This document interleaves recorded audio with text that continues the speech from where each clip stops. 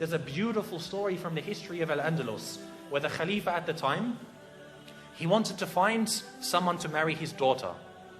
And the Khalifa, he doesn't just want, anyone to, it was his son. He didn't want just anyone to marry his son. You want to find the best girl available.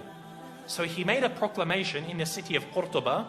He said, if there is a family who has a girl that's of the age that's ready for marriage, meaning maybe, 16, 20 years old, put a candle in your window tonight. And she's ready for marriage, and she has memorized the entire Quran. Put a candle in your window tonight. They said the entire city was lit up that night. The entire city was lit up because there were so many young girls who had memorized the Quran. So he said, Khair, my son can't marry that many women. So he said the next night, any of you who has a daughter who's of the age to marry, who has memorized the entire Quran and also one of the certain books of Maliki fiqh, put a candle in your window tonight. It was said again that night, not as much as the night before, but almost again the whole city was lit up by candles.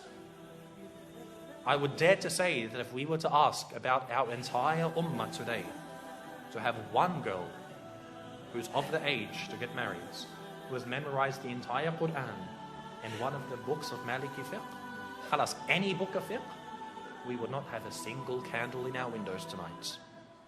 This shows the state of the ummah. And this is a sign that we see when our women are educated, the ummah is strong. For the men to be educated, khalas, men are always going to be educated. They're always going to be needed. You're always going to need an imam.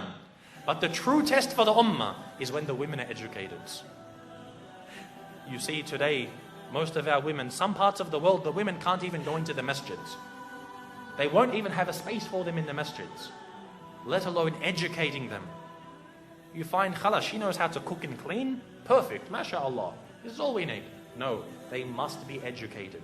This is why Andalus, it was seen as a high time for the ummah to know about Islam. No, I'm not saying for her to go to university and study liberal arts and accounting. I'm talking about Islam.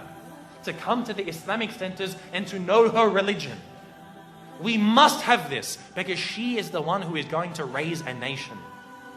The husband, the father isn't there to raise the children. The mother is. If she doesn't know about her religion, what is she going to pass on? This shows how healthy we are. And the reality is, in ummah today, we are very sick. The women know nothing about Islam and our men are very uneducated. So we have to turn this around.